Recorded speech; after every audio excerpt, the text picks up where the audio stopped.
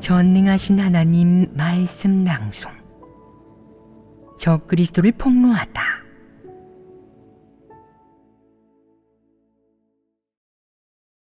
제8조.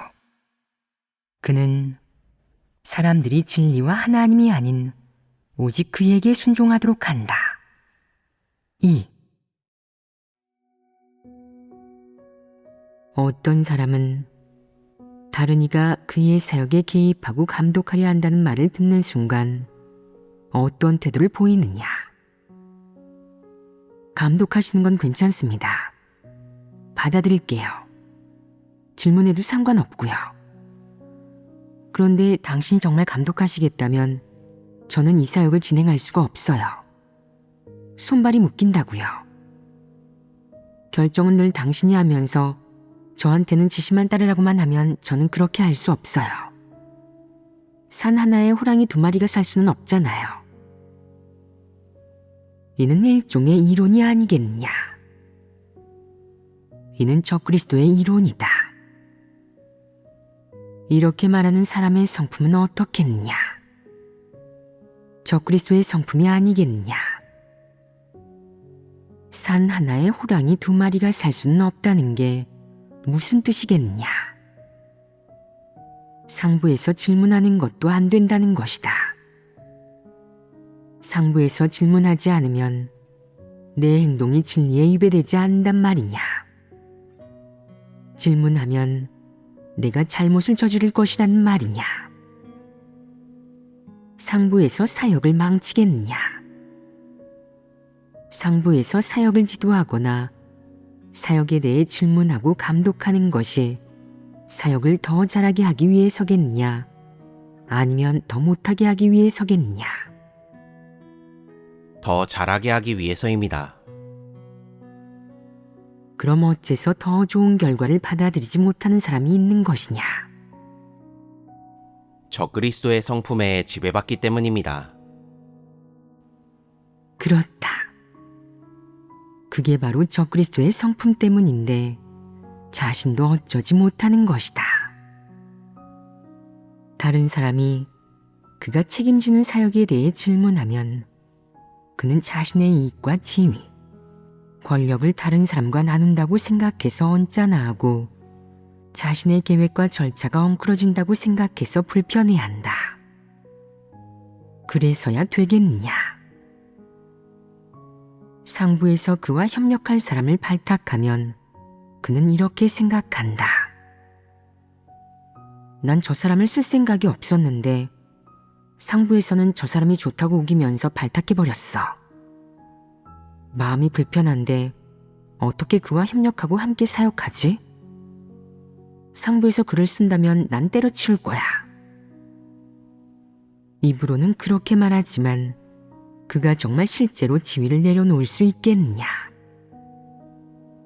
그는 내려놓지 못하고 맞서는 것이다. 누군가의 사역이 그의 지위를 위협하고 그를 돋보이지 않게 하거나 방해한다면 그가 납득하겠느냐? 납득하지 못한다. 예를 들어 상부에서 한 사람을 발탁하거나 교체하면 그는 속으로 어떻게 생각하겠느냐? 내 체면을 너무 안 세워주네. 내 동의를 구하지도 않다니. 아무리 그래도 나한테도 직유라는 게 있는데 어떻게 내게 미리 말 한마디 안 할 수가 있지? 나를 무시해도 너무 무시하잖아. 내가 뭔데 그러느냐? 그게 내 사역이냐? 첫째, 그건 내 관할이 아니다. 둘째, 그 사람들은 너를 따르는 게 아닌데 왜 굳이 너를 신경 써야 하느냐? 그게 진리에 부합하느냐? 어느 진리에 부합하느냐? 상부에서 사람을 발탁하거나 교체할 때는 원칙이 있다. 왜 사람을 발탁하겠느냐? 사역에 필요하기 때문이다. 왜 교체하겠느냐? 필요 없어졌기 때문이다. 그가 그 사역을 못하기 때문이다. 내가 교체하지 않으면서 상부도 교체하지 못하게 하는 것은 억지 부리는 게 아니겠느냐. 이렇게 말하는 사람도 있다. 상부에서 한 사람을 교체한다면 제 체면이 말이 안 되잖아요. 교체하고 싶은 사람이 있으면 제가 교체할 테니 저한테 귀띔해 주세요. 그건 제 사역이고 제가 해야 할 일이에요. 제가 교체해서 모두에게 제가 사람을 간파할 수 있고 실제 사역을 할 줄 안다는 걸 보여주면 얼마나 체면이 서겠어요. 너희도 그렇게 생각하느냐? 어떤 사람은 이렇게 체면을 차리고 논리를 따지는데 그게 통하겠느냐? 말이 되겠느냐? 하나님 집에서는 사역할 때 하나는 진리 원칙을 따르고 다른 하나는 실제 상황을 근거로 삼기 때문에 위계 질서를 지켰는지 따질 일이 없다. 특히 상부에서 사람을 발탁하고 교체하거나 특정 사역을 지도하고 지시할 때는 더더욱 위계 질서를 따질 일이 없다. 그렇다면 적그리스도는 왜 이런 트집을 잡겠느냐? 한 가지 분명한 점은 그가 진리를 깨닫지 못했으면서 사람의 머리와 세상의 절차로 하나님 집의 사역을 판단하려 한다는 것이다. 그 밖에 그의 주된 목적은 자신을 보호하고 체면을 지키는 것이다. 그는 무슨 일을 하든 주도 면밀해서 아랫사람이 그의 어떤 의미나 결점도 알아차리지 못하게 한다. 어느 정도로 포장하겠느냐?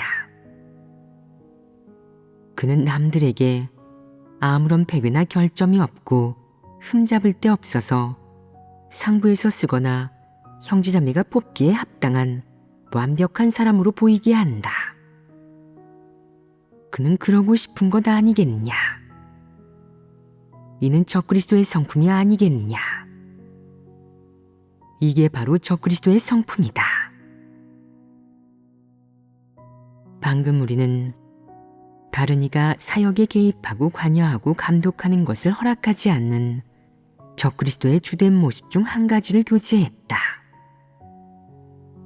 하나님 집에서 어떻게 사람을 배치해 그의 사역을 체크하고 파악하며 감독하든 그는 온갖 방식으로 저지하고 거부한다. 예를 들어 어떤 사람은 상부에서 그에게 사역 하나를 맡기면 세워라 내워라 조금도 진전이 없다. 도대체 사역을 하고 있는지, 잘 되고는 있는지, 사역하는 과정에 어려움이나 문제는 없는지 상부에 말하지도 않고 아무런 피드백도 주지 않는다. 일부 사역은 지체 없이 급히 해야 하는데 그가 꾸물거리는 통에 시간이 한참 지나도 완수되지 못한다. 이럴 경우 상부에서 물어봐야 한다. 물어보면 그는 멋쩍은 표정을 지으며 속으로 반발한다. 맡긴 지 열흘 남짓밖에 안 돼서 갈피도 못 잡은 사역에 대해 벌써 물어보다니 상부에서는 너무 무리한 요구를 하네. 이렇듯 한번 물어보면 그는 트집까지 잡는다. 무엇이 문제겠느냐? 상부에서 물어보는 건 아주 정상이 아니겠느냐? 한 측면으로는 사역 진행 상황이 어떤지, 해결해야 할 어려움은 없는지 알아보려는 것이고, 다른 한 측면으로는 사역하는 사람의 자질이 어떤지, 과연 문제를 해결해 사역을 제대로 이행할 수 있는지 알아보려는 것이다. 상부에서는 실상을 파악하려는 것이다. 대부분 이런 상황에서 질문하는데 그러면 안 된단 말이냐? 상부에서는 내가 문제를 해결하지 못해 사역을 하지 못할까봐 질문하는 것이다. 어떤 사람은 이런 질문에 반발심이나 반감을 품고 남이 질문하는 것을 싫어한다. 누가 질문하면 그는 반발하고 의심하면서 왜 늘 질문하고 알아보려 하지? 내가 못 믿었고 마음에 안 드나?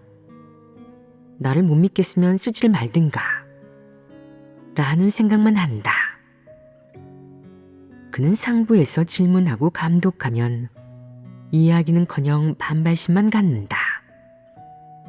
이런 사람이 이성적이겠느냐? 왜 상부에서 질문하고 감독하는 것을 허락하지 않겠느냐? 왜 반발심을 갖고 반항하겠느냐? 무슨 문제겠느냐? 자신의 본분 이행에 성과가 있든 없든 사역 진도에 지장을 주든 말든 그는 본분을 이행할 때 진리 원칙을 구하지 않고 자신이 하고 싶은 대로 한다. 사역의 성과와 효율은 고려하지 않고 하나님 집의 이익도 전혀 고려하지 않으며 하나님의 뜻, 하나님의 요구는 더더욱 고려하지 않는다. 그는 이렇게 생각한다.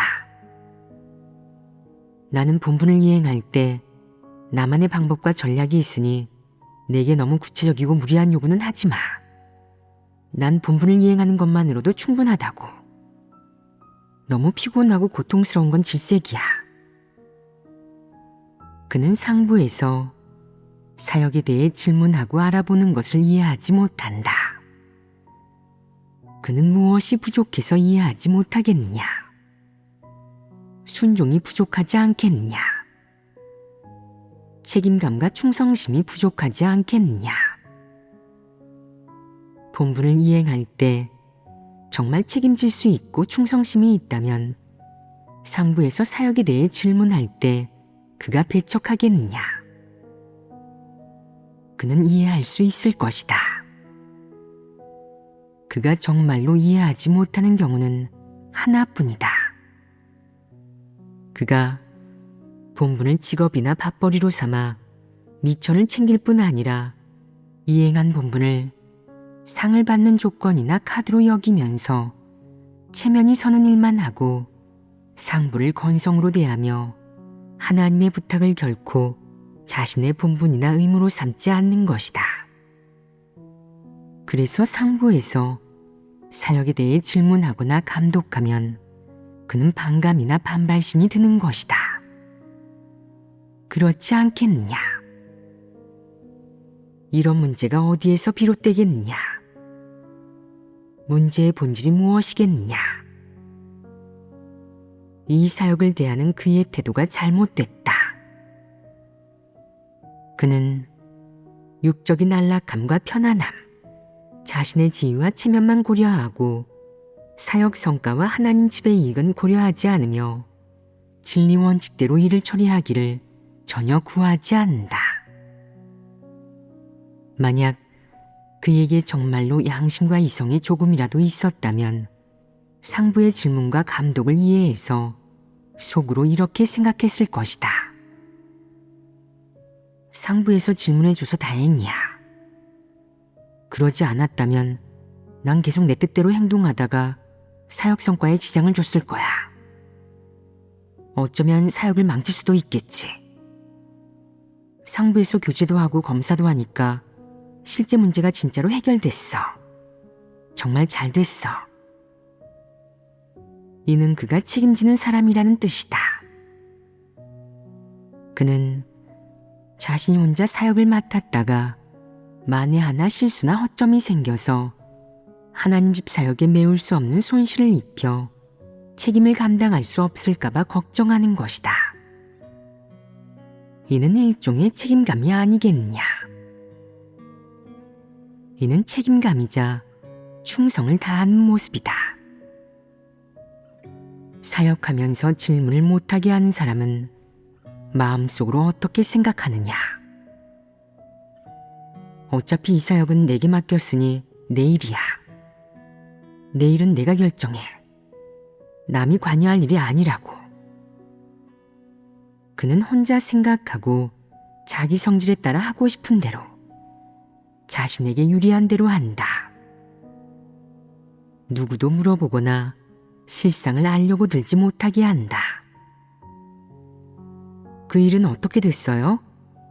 라고 물으면 그는 기다려보세요.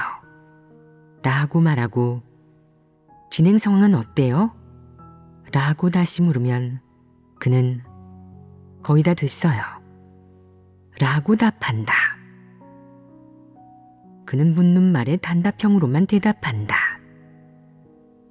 짧게 한마디만 내뱉을 뿐 한 글자도 더 말하지 않으며 결코 정확하고 구체적으로 답하지 않는다. 이런 사람과 말하면 역겹지 않으냐? 대놓고 더 이상 말하고 싶지 않다는 것이다. 더 물으면 그는 짜증을 내며 이렇게 말한다. 고작 이런 일을 가지고 계속 물어보면 꼭 제가 제목이 아니어서 일을 완수하지 못하는 것처럼 보이잖아요. 그는 남이 물어보는 걸 싫어한다. 계속 물으면 그는 이렇게 말한다. 저를 당나귀나 말처럼 부려먹는 거예요? 저를 못 믿겠으면 쓰지 마시고 쓰실 거면 절 믿으세요. 믿으실 거면 자꾸 물어보지 마시고요. 그는 이런 태도를 보인다. 그가 이 사역을 자신의 본분으로 삼아 이행하겠느냐? 그러지 않습니다. 적그리스도는 사역을 본분으로 대하지 않고 복과 상을 받는 조건으로 여긴다. 그는 힘쓴 데만 만족하면서 복을 얻고 싶어 하기 때문에 무성의한 태도로 사역한다. 그가 사역할 때 다른 이가 개입하는 것을 싫어하는 이유 중 하나는 그의 존엄과 체면을 지키기 위해서이다.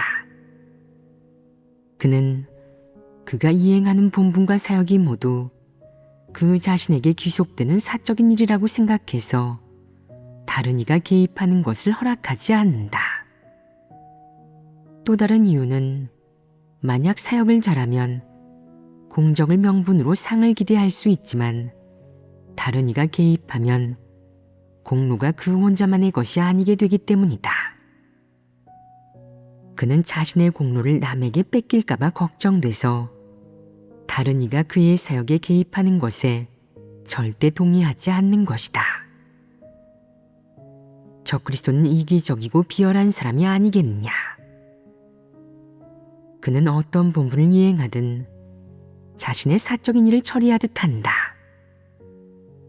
그리고 자신이 잘하든 못하든 다른 이가 개입하거나 동참하는 것을 싫어해서 잘하면 공로를 독차지한다. 다른 이가 그의 공로나 사역 성과에 한 달이 걸치지 못하도록 말이다. 아주 골치 아프지 않으냐? 이는 어떤 성품이냐? 이것이 바로 사탄의 성품이다. 사탄은 일할 때 누구도 개입하는 것을 허락하지 않고 무슨 일을 하든 다 자기가 결정하고 모든 것을 통제하고 싶어 한다. 누가 감독하고 질문하는 것도 안 된다. 누가 개입하고 간섭하는 것은 더더욱 안 된다. 적그리스도는 바로 이렇게 일한다. 자기가 어떻게 하든 남이 질문하는 것을 허락하지 않으며 아무리 미실 공작을 해도 누구도 간섭할 권리는 없다. 이것이 바로 적그리스도의 모습이다. 적그리스도가 이렇게 하는 것은 한편으로는 성품이 너무 교만하고 또 한편으로는 너무 비이성적이기 때문이다. 순종이라고는 조금도 없고 다른 사람이 그를 감독하거나 자신의 사역을 검사하는 것을 허락하지 않으니 이것은 진정 정상인의 행동과 아주 다른 마귀의 행동이다. 누구든 사역할 때 파트너가 필요하고 다른 사람의 도움, 조언, 협력이 필요하다. 누가 감독하고 관찰한다고 해도 이건 나쁜 일이 아니고 꼭 필요한 일이다. 만에 하나 어떤 부분에서 실수가 생겼을 때 제3자가 알아차려 문제를 바로 해결함으로써 사역의 손실을 피하게 된다면 이는 큰 도움이 아니냐. 그래서 슬기로운 사람은 일할 때 누가 감독하고 지켜보고 질문하는 것을 좋아한다. 만에 하나 자기가 실수했을 때 누가 지적해 주어 제때 바로잡을 수 있으면 이는 바람하지 않을 일이 아니야. 이 세상에 다른 사람의 도움이 필요하지 않은 사람은 아무도 없다. 자폐증이나 우울증을 앓는 사람만이 혼자 있길 좋아하고 다른 사람과 접하거나 소통하지 않는다. 사람이 자폐증이나 우울증에 걸리면 비정상이 되고 자기 뜻대로 할 수 없게 된다. 사람이 이성도 사고도 모두 정상이지만 다른 사람과 소통하길 싫어하고 뭘 하든 남들에게 숨기고 싶어서 몰래하고 뒤에서 하고 밀실공작을 하고 다른 사람이 뭐라 말해도 듣지 않는다면 이런 자는 적그리스도가 아니냐. 이게 바로 적그리스도다. 예전에 한 교회의 리더를 만났을 때 나는 그에게 형제자매의 분분이행 상황을 물었다. 아직도 교회 안에 교회 생활을 교란하는 사람이 있느냐? 그 사람이 뭐라고 했는지 아느냐? 그저 그래요. 나쁘지 않아요. 내가 아무개 자매는 본분을 잘 이행하고 있느냐? 라고 물었더니 그는 나쁘지 않아요. 라고 답했다. 내가 또 그 자매는 하나님을 믿은 지 몇 년이나 됐느냐? 라고 묻자 그럭저럭요. 라고 했고 이 책상은 여기랑 안 어울리는 것 같다.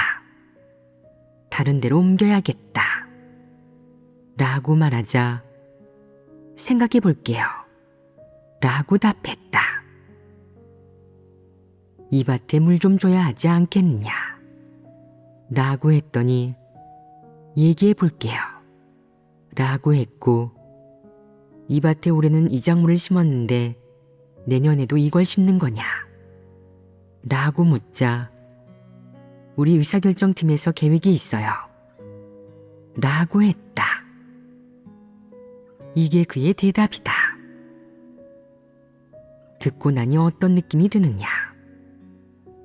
무엇을 이해했느냐? 무슨 정보를 얻었느냐? 들어보면 너를 무성의하게 대하고 바보나 제3자 취급한다는 것을 알 수 있다.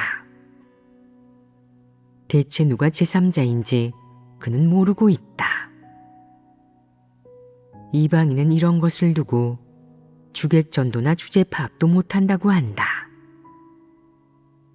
내가 여기에 사는 사람이 이렇게나 많은데 방 안에 공기순환이 잘 안 되는구나. 선풍기를 하나 설치해야겠다. 너무 더우면 더위 먹기 쉬우니 말이다.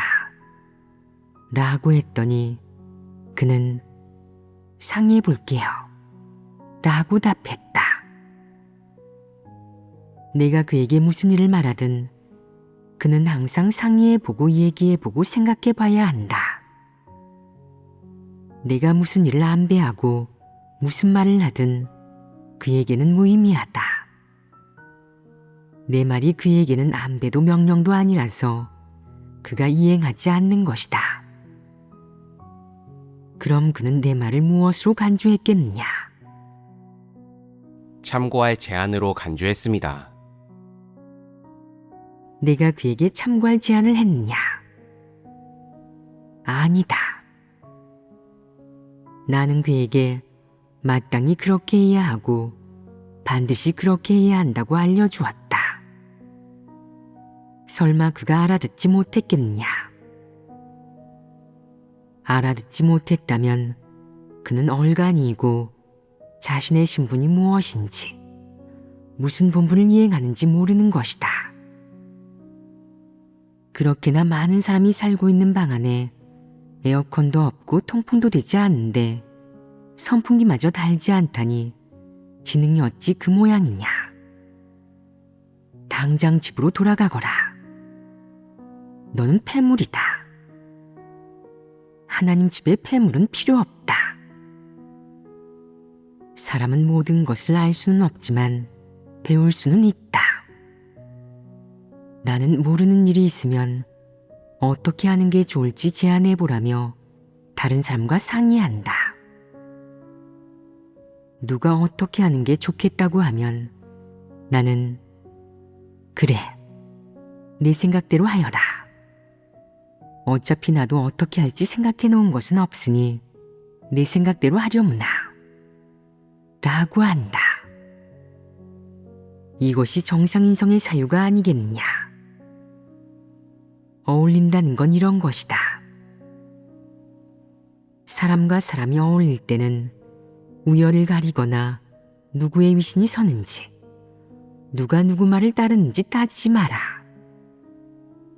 그런 걸 따지지 말고 옳은 말, 진리 원칙에 부합하는 말을 따라야 한다. 너희는 그렇게 할 수 있겠느냐? 할 수 있습니다. 그렇게 하지 못하는 사람도 있지 않느냐? 적그리스도는 그렇게 하지 못한다. 반드시 자기 말을 따르게 하고야 만다. 이게 대체 뭐하는 인간이란 말이냐? 다른 사람의 제안이면 안 된다. 아무리 합리적인 제안이라도 안 된다는 것이다. 그것이 옳고 합리적이라는 것을 알더라도 다른 이가 한 제안이면 따르지 않고 반드시 자신이 제안해야만 만족한다. 고작 이런 일을 가지고도 누가 더 나은지 다투는 것은 무슨 성품이겠느냐. 적그리스도의 성품이다.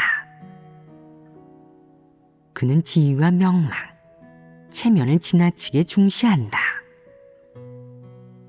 어느 정도로 중시하겠느냐. 자신의 목숨보다도 더 중요하게 여긴다. 목숨을 걸고서라도 자신의 지위와 명망을 지키려고 한다는 것이다.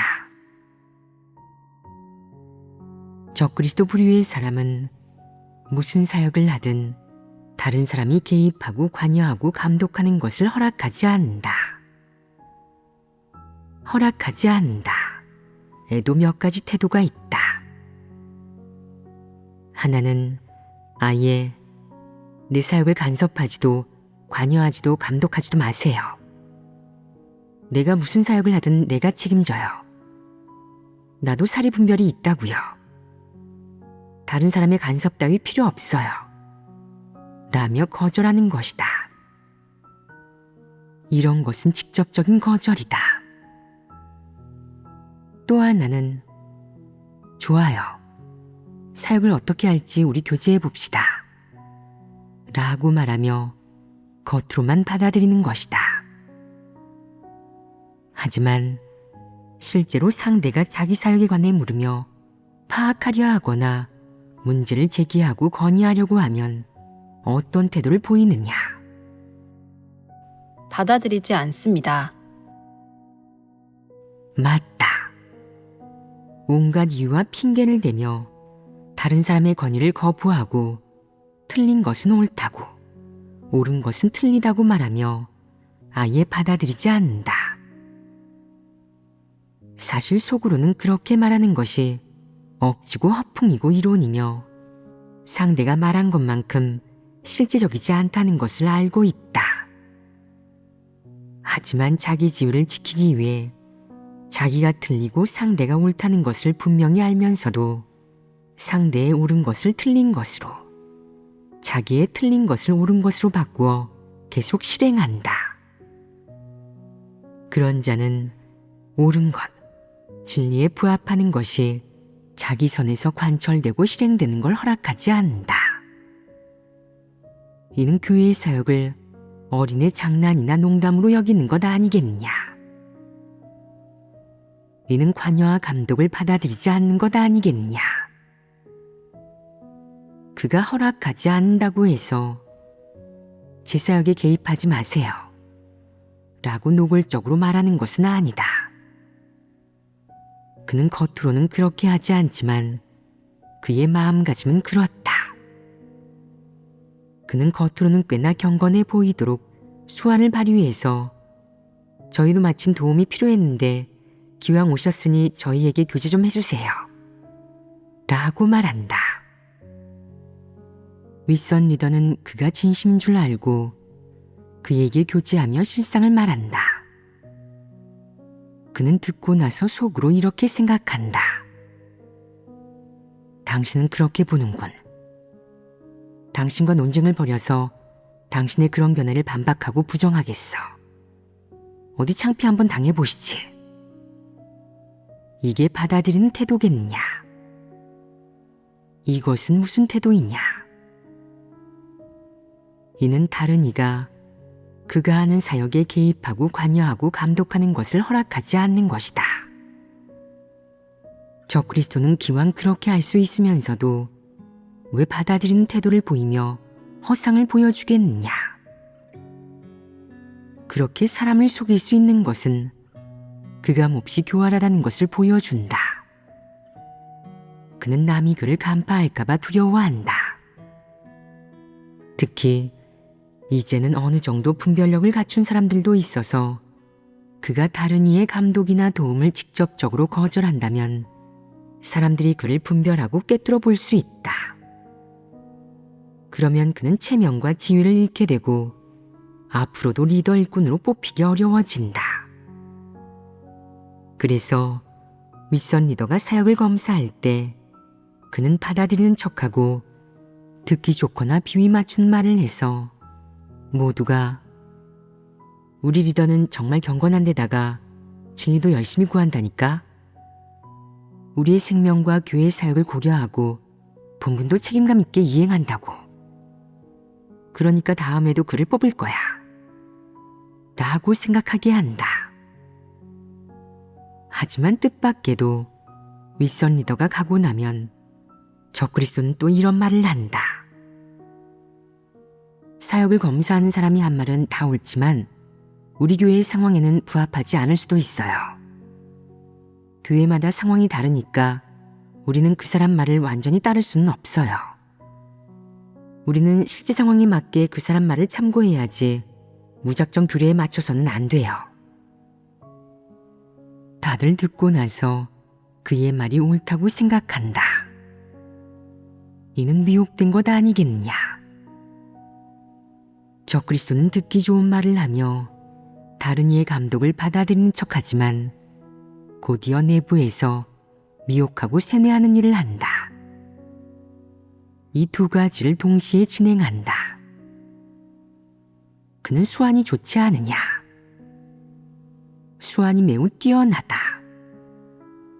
그는 겉으로는 듣기 좋게 말하고 받아들이는 척하면서 사람들이 그가 꽤나 책임감 있게 사역을 한다고, 자세를 낮추고 지위를 내려놓을 줄 안다고, 권력을 독점하지 않고 상부나 다른 사람의 감독을 받아들일 줄 안다고 생각하게 한다. 또한 그는 형제자매에게 이해관계나 여러 상황에 대해 분명히 얘기한다. 그의 목적은 무엇이냐? 다른 사람의 개입과 관여, 감독을 받아들이지 않는 것이다. 또한 형제자매들에게 그가 이렇게 하는 것은 이유가 있고 옳은 것이고 하나님 집의 사역 지침에 부합하는 것이며 이란 원칙에 부합하기도 하니 리더로서 원칙을 지켰다고 여기게 하려는 것이다. 교회의 진리를 깨달은 사람은 결국 소수다. 대다수는 확실히 분별력이 없어 그를 꿰뚫어 보지 못하고 자연스럽게 미혹된다. 예를 들어 어떤 사람은 특수한 이유로 잠을 못 이루고 밤을 샌다. 똑같이 잠을 못 이뤄도 두 부류의 사람은 서로 다른 두 모습을 보인다.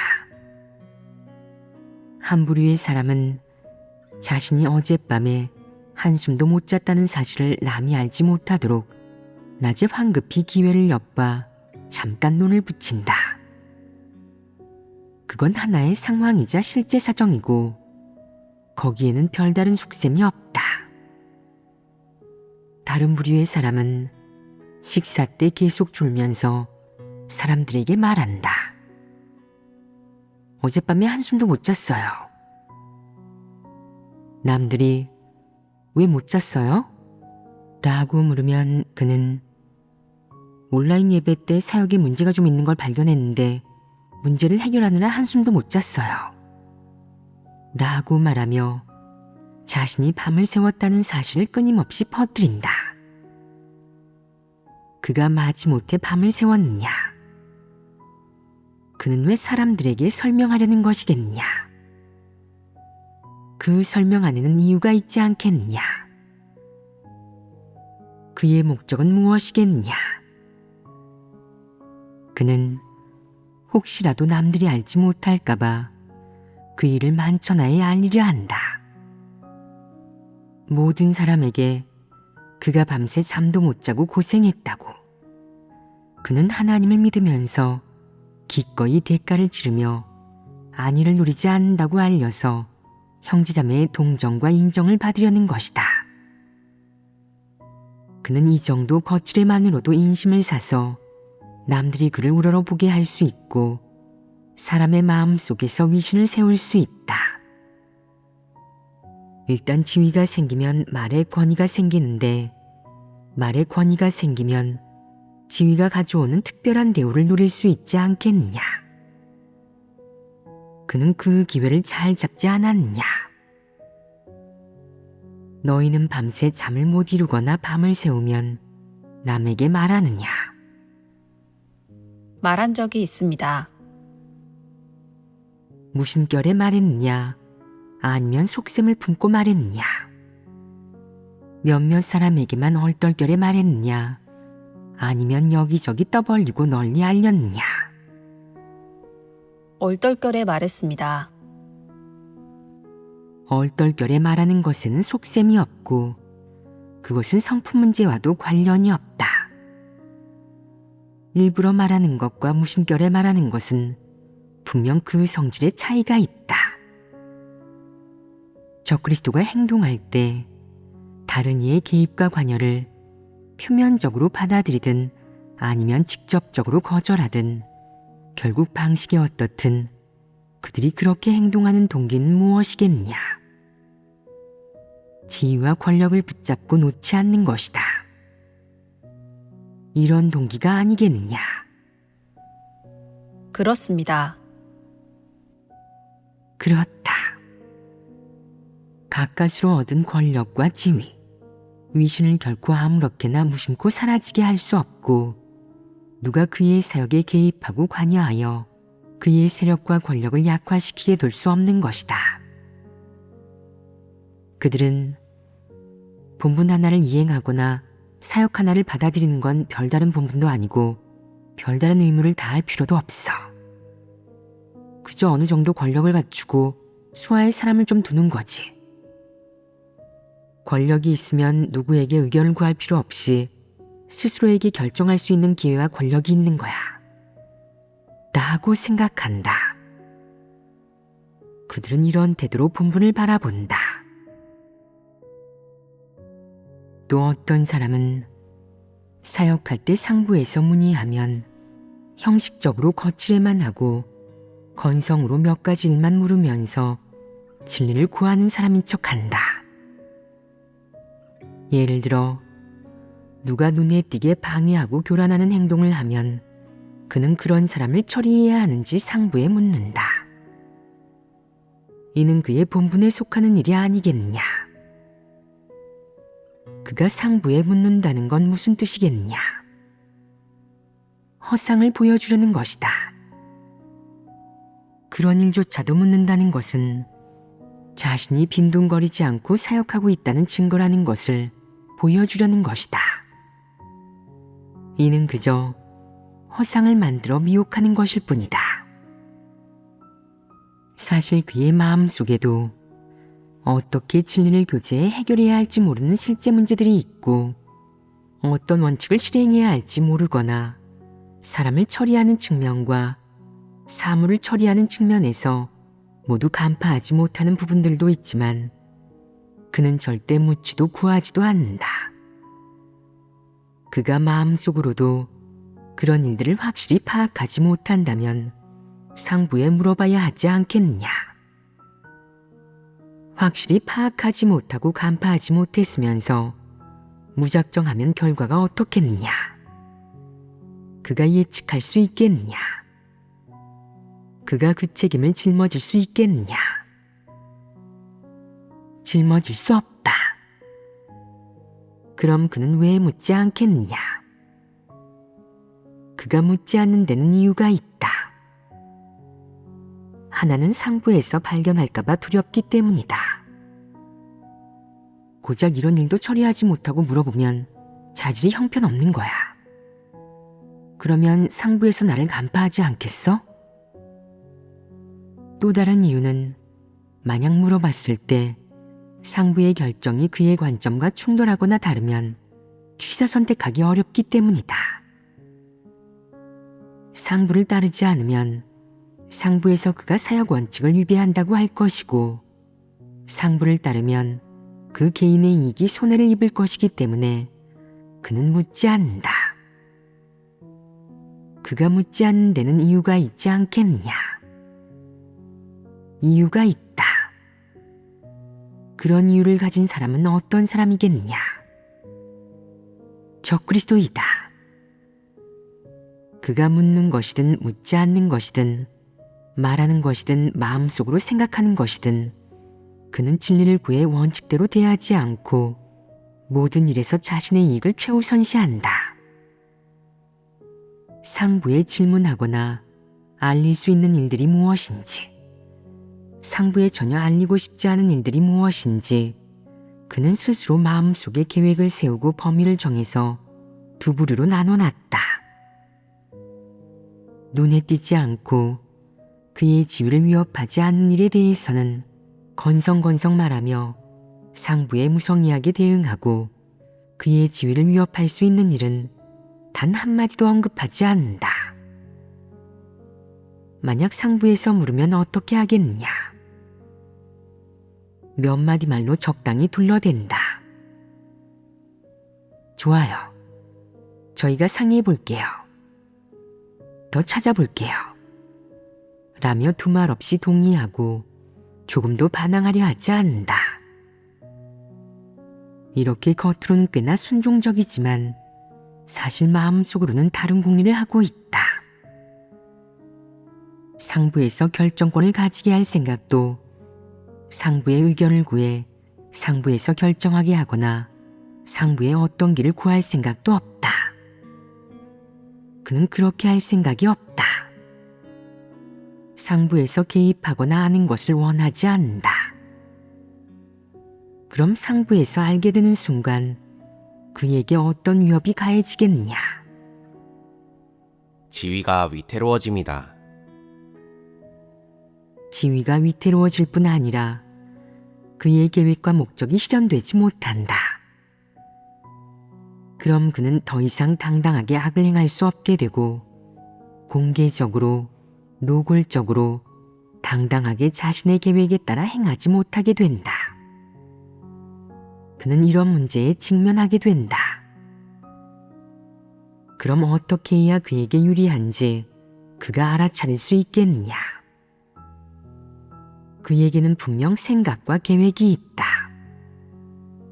너희도 이런 일들에 직면하지 않느냐. 그럼 너희는 이런 일들을 어떻게 생각하고 대하느냐. 예를 들어 어떤 사람은 리더를 맡고 나면 우쭐거리면서 남이 그를 우러러보도록 늘 남 앞에서 자신을 드러내길 좋아한다. 그가 잘 아는 이방인이 그에게 돈을 빌리려고 자신에 대해 몹시 불쌍하게 말하면 그는 얼떨결에 흥분해서 동의한다. 동의하고 나서 마음 편히 이렇게 생각하기도 한다. 나는 교회 리더니까 교회의 돈에 대해서는 내게 결정권이 있어. 하나님 집의 것, 교회의 것, 재물 같은 건 모두 관직에 오른 내게 결정권이 있다고. 재무도 인사도 다 내 소관이야. 전부 내게 결정권이 있어. 그래서 하나님 집의 돈을 이방인에게 빌려준다. 그는 그 일을 다 처리하고 나서 마음속으로 조금 불안해서 상부에 말해야 할지 말지 고민한다. 상부에 말하면 그 일에 동의하지 않을 수도 있기 때문에 그는 거짓말을 꾸미고 핑계를 대며 상부를 속인다. 상부에서 그에게 진리 원칙을 교제해도 그는 아랑곳하지 않고 그렇게 재물을 사사로이 유용하는 악행을 저지른다. 이런 사람은 어떻게 감히 재물에 손댈 궁리를 했겠느냐. 고작 교회 리더가 재물을 관리할 권력을 가지고 있겠느냐. 재물이나 재무에 관한 일에 결정권을 가질 수 있겠느냐. 정상적인 인성과 이성을 가지고 있고 진리를 추구하는 사람이라면 하나님의 재물을 어떻게 대해야겠느냐. 재물에 관한 일은 상부에 보고해 하나님 집에서 어떻게 결정하는지 봐야 하지 않겠느냐. 이렇게 큰 문제에 대해 상부에서도 알 권리가 있지 않겠느냐. 있다. 이는 내가 마음속으로 분명히 알아야 하는 것이자 내가 갖춰야 할 이성이다. 재무 측면의 일은 크든 작든 상부에서 알 권리가 있다. 묻지 않는다면 모를까, 묻는다면 반드시 사실대로 답해야 하고 상부에서 어떻게 결정하든 순종해야 한다. 이런 이성을 갖춰야 하지 않겠느냐. 하지만 적그리스도가 그렇게 할 수 있겠느냐. 그러지 못합니다. 그게 바로 적그리스도와 정상인의 차이다. 만약 상부에서 그 일에 대해 동의하지 않을 확률이 100%이고 자신의 체면이 깎인다는 생각이 들면 그는 상부에서 알지 못하게 가진 방법을 동원해 숨기고 아래에서 하는 사역까지 다 처리한 다음 이렇게 말한다. 이 일을 폭로하는 사람은 저를 못살게 구는 거니까 가만두지 않을 거예요. 반드시 혼쭐을 낼 거라고요. 이렇게 모진 말을 내뱉고 나면 아무도 감히 상부에 보고하지 못한다. 그는 왜 그렇게 할 수 있겠느냐? 그는 이렇게 생각하기 때문이다. 이건 내 권력 범위 내의 일이야. 내 관할 안에 사람과 돈, 물질을 배치하고 분배할 권리는 내게 있어. 그가 배치하고 분배하는 원칙은 무엇이겠느냐? 그는 제멋대로 안배하고 남용하고 남발하며 아무 원칙 없이 임의로 헤프게 쓰고 낭비하며 누구에게도 간섭할 권리가 없고 모두 그가 결정해야 한다는 것이다. 그는 그렇게 생각하지 않겠느냐? 물론 입으로는 그리 명확히 말하지 않지만 마음속으로는 분명 그렇게 생각한다. 관직에 뭐하러 오르겠어? 돈 벌고 먹고 입으려고 오르는 거잖아. 이제 나도 관직에 올라 지위가 생겼는데 권력을 이용해 마음껏 해먹지 않으면 바보 아니겠어? 그는 그렇게 생각하지 않겠느냐? 그는 그런 성품을 가져서 그렇게 생각할 수 있기 때문에 거리낌 없이 어떤 결과도 고려하지 않고 가진 방법을 동원해 그 일을 숨길 수 있는 것이다. 그렇지 않겠느냐?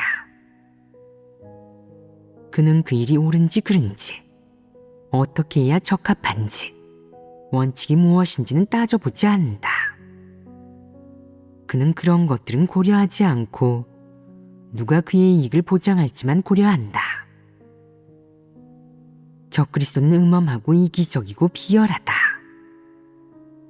어느 정도로 비열하겠느냐? 한마디로 표현하면 뻔뻔하다. 사람도 물건도 내 것이 아니고 재산은 더더욱 내 것이 아닌데 너는 소나기에 넣고 마음대로 지배하려 한다. 게다가 남들은 알 권리조차 없고 심지어 내가 마음대로 헤프게 쓰고 낭비해도 남들은 관여할 권리도 없으니 이는 어느 정도에 이른 것이겠느냐. 뻔뻔하다. 뻔뻔하지 않으냐. 이게 바로 적그리스도이다. 재산에 관해 보통 사람 마음속에 있는 최소한 지켜야 할 선은 무엇이겠느냐.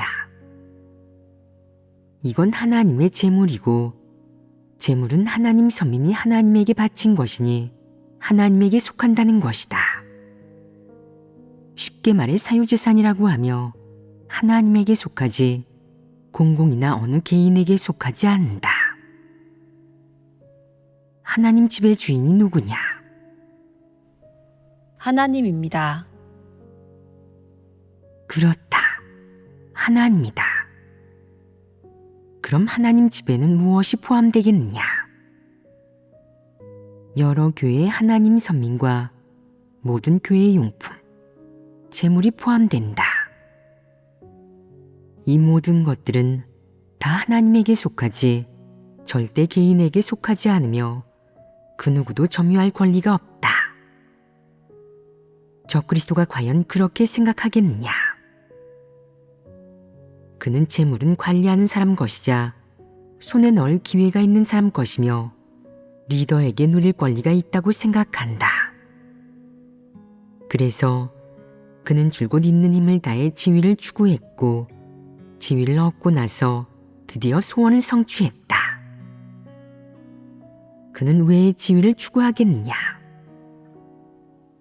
만약 그에게 착실하게 하나님 선민을 이끌고 무슨 일을 하든 원칙을 지키되 교회의 재물과 하나님의 재물에는 손대지 말라고 한다면 그가 그렇게 적극적으로 지위의 상승에 매달릴 수 있겠느냐? 절대 그럴 리 없다. 그는 수동적으로 기다리고 흘러가는 대로 두며 이렇게 생각할 것이다.